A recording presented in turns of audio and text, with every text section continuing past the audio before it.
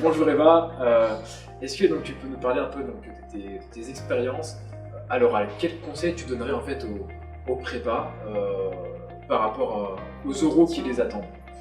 Ok, alors déjà je pense qu'il faut savoir qui on est, déjà c'est vraiment la base, même pour les oraux de langue, même quand il y a des connaissances à savoir, il faut savoir qui on est parce qu'en fait déjà on peut pas se tromper sur qui on est, on peut pas se tromper, enfin, c'est le sujet que tu maîtrises le plus et ça permet d'avoir confiance en soi. Ensuite, pour les oraux, donc là où il y a des connaissances, tout ce qui est langue, etc.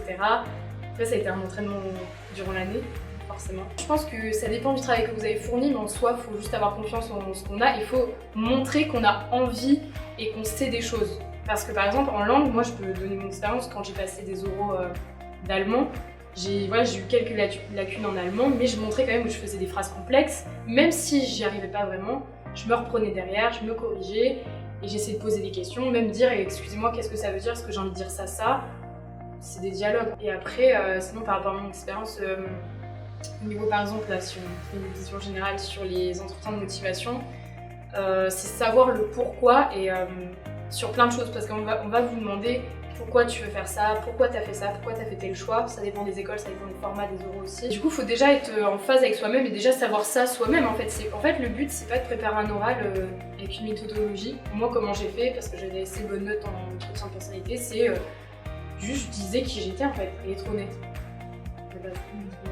Éviter les mythos. C'est ça, mais ça, c'est obligé. Je pense que c'est logique parce que ça se sent et après vous n'allez pas aller dans l'école qui vous correspond. Ça sert à quoi? Comment est-ce que toi tu as pu ressentir pendant la période des admissibles si l'école te correspond ou pas? Exemple, tu vas avoir le choix entre plusieurs écoles de même rang académique, tu vois. Ouais. Et ben, comment est-ce que tu fais en fait vraiment pour ressentir l'ambiance? Que toi, il y a des choses qui t'ont aidé ou pas? Alors déjà, ce que j'ai fait, moi j'y suis allée en solitaire. J'y suis pas allée avec des gens que je connaissais parce que je voulais être toute seule et après, bon, ça dépend des personnalités. Mais moi, je me suis dit, je vais être toute seule et je vais voir comment les gens m'abordent, comment j'aborde les gens. Et ça permet déjà de voir le contact, comment il se fait avec la personnalité. Parce que aussi, en fonction des villes, des régions, voilà, je veux dire, les codes sont différents, donc ça permet de voir ça. Et j'allais me poser plein de questions. Enfin, vraiment, je me suis dit, de toute façon, les admisseurs, etc., ils sont là pour ça. Ils sont très gentils en général d'ailleurs. Et du coup, je suis allée poser des questions, toutes les questions qui me passaient par la tête, je mangeais avec eux. Moi, pareil, je passais plusieurs jours sur des campus. Il y avait des villes que j'ai jamais fait, par exemple, jamais faites.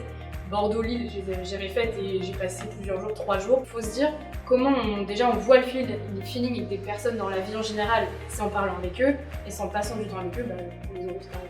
Anoma, qu'est-ce qui t'a vraiment accroché? Qu'est-ce qui t'a vraiment attiré dans cette école? Alors, mais au Rouen du coup, parce que aussi il y a la différence de campus et de ville, etc.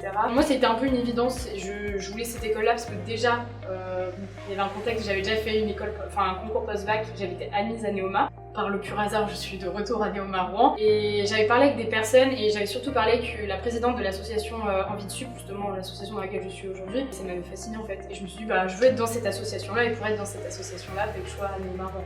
Pareil pour tous les événements qu'il y a, par exemple le challenge J'écris comme à Neoma Rouen, je me suis dit que dans cette école-là je peux faire ça. À quoi ça ressemble du coup une vie en première année d'école de commerce, après la prépa, à Neoma par exemple? Alors déjà forcément la première chose qu'on regarde c'est les cours. Parce qu'on est habitué sur le prépa, on se dit je vais regarder les cours. Moi ce que je dirais, j'ai appris des choses, mais c'était pas au point de vue scolaire. Il y a des choses scolaires à apprendre, ça c'est clair, on apprend des connaissances, on en a. Mais en fait, on apprend un peu à prendre du recul ou pas, à trier en fait ce qu'on préfère ou non. Du coup, moi ce que j'ai appris pour dans ma première année d'école de commerce, ça a été de prendre du recul sur le scolaire. J'étais quelqu'un de très scolaire et je me suis dit en fait non, je suis pas là pour ça en fait en école. J'ai voulu profiter des associations. Ok, on dit c'est du fun, voilà, on peut faire que ça on dit vous faites rien en école de commerce. C'est pas le cas, c'est si tu t'investis dans un projet que t'aimes, inconsciemment en fait tu fais que ça. Enfin, tu penses qu'à ton asso, tout ça, même tout ce qui est challenge sportif, voilà, t'es fixé là-dessus. Du coup, la première année d'école de commerce, au début t'es un peu déstabilisé, tu te dis ok, les cours ça me correspond ou pas. J'ai l'impression que j'apprends rien. En fait, si, tu apprends des choses, mais faut savoir juste comment l'intégrer dans ta vie, tu vois. Et ensuite, en général, tu as une période de stage, du coup, c'est là aussi, dans cette année-là, tu commences à te dire, ok, là, je suis plus dans le scolaire, je vais rentrer dans le pro. Tu vois, c'est un peu différent. Donc, c'est vraiment toutes ces caractéristiques-là qui sont différentes.